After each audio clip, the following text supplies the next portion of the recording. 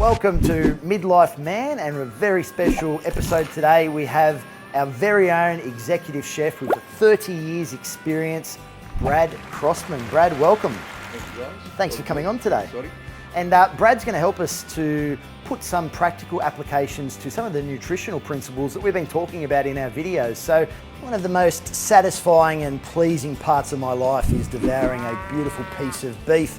Beef is an absolute powerhouse when it comes to protein, and it's one of the favourite foods for Scott and myself, including Brad Crossman as well. So here we go, cooking the perfect piece of beef. Not only is it a source of protein, it is also a very good source of iron, zinc and B vitamins, which are essential for all sorts of processes in the body. So now we're talking about addressing some of those micronutrients we've touched on in the past. And one of the problems that a lot of people run into with beef is the big differences in the fat content with the different cuts. So we've got Brad to help us today to distinguish the different cuts and also show us how to cook the perfect cut of beef. Brad, you can only eat a piece of beef medium rare, isn't that right? I would say pretty much so. You know, you want to keep it moist, not too dry, and that's obviously the best way to eat it because keeping the flavour there. So here's some different cuts of beef and the different fat and total calorie contents for each cut. First of all, the leanest cut of meat is the rump steak. For 100 grams of rump, we've got 22 grams of protein, 4.5 grams of fat and 100 calories. Next up we have my favourite, we've got fillet steak. Now 100 grams of fillet steak is going to deliver about 22 grams of protein. It's going to also have about 6.3 grams of fat for roughly a total of 160 calories. And a delicious T-bone steak is going to be about 26 grams of protein, just over 14 grams of fat, and now we're up to 235 calories. Next up we have Scotch fillet. It's ideal for barbecuing. 100 grams of Scotch fillet is going to deliver about 26 grams of protein. It's going to have 22 grams of fat, and it's going to have almost 240 calories. And next we've got premium mince. Now premium mince for 100 grams has 20 grams of protein, it has 17 grams of fats, for a total of 217 calories.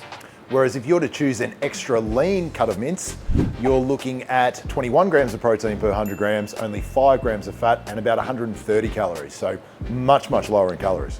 So of course we need to be mindful about the total fat content in the foods that we eat, especially in some of these higher fat foods like beef, because we don't want to consume too many calories for the day.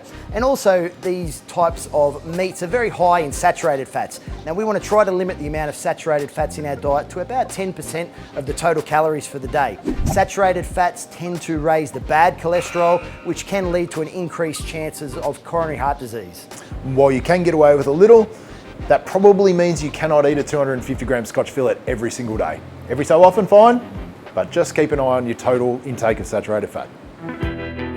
Now the time we've all been waiting for, when Brad puts that beautiful piece of beef on the grill and shows us how to cook it. Brad, take it away. Okay, so the question is, how do we cook a steak and how do we get started with it?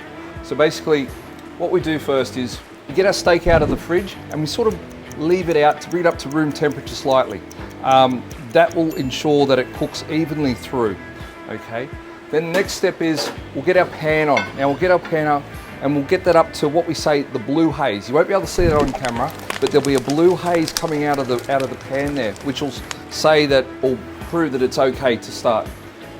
While that's coming up to temperature, we'll just lightly season our steak. What do we got there, Brad? I'm using a little bit of Himalayan pink salt here. I prefer the flavour to the pink salt rather than the normal white salt. It's a more subtle flavour to use. A little bit of ground pepper and that. This I grind myself.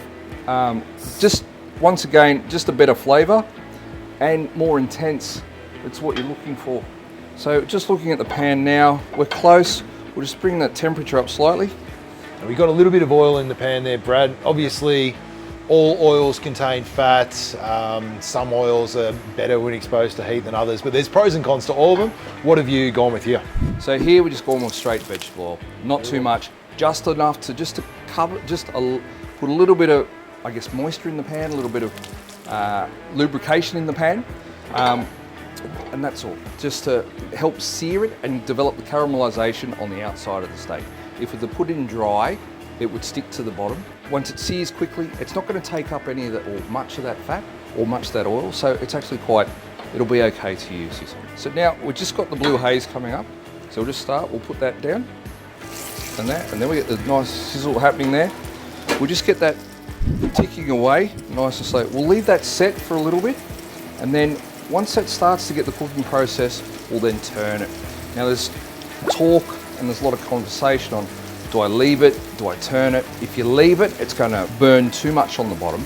You've got to be more controlled with your temperature. I tend to go with a multiple flip now, because then it'll be keeping the temperature the same at all times on both sides. Now that was tested by a lot of higher end chefs. So we'll just turn the heat down a bit. How do you know it's a little bit too much there, Brad? Just because there's a little bit too much smoke coming off the pan there. So we'll just turn it down slightly. The thing is, with this pan, it's a more heavier base pan, so it will hold the heat better. And that's probably when we're frying steaks off in a pan or whatever, that's where the heavier base pans do come in handy, because they won't lose their heat. They'll retain their heat.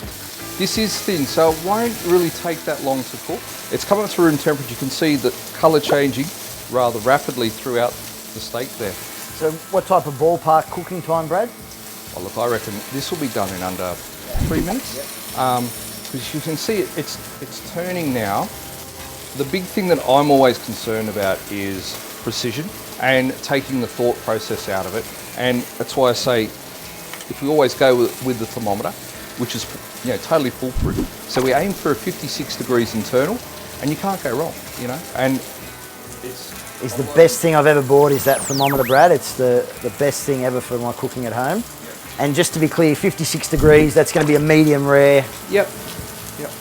That'll be spot on. So that's sitting at 40 degrees now, and it's rising rapidly. Is there much of a difference in cooking time with a really lean cut of steak, or cooking method with a rump as opposed to a Scotch fillet?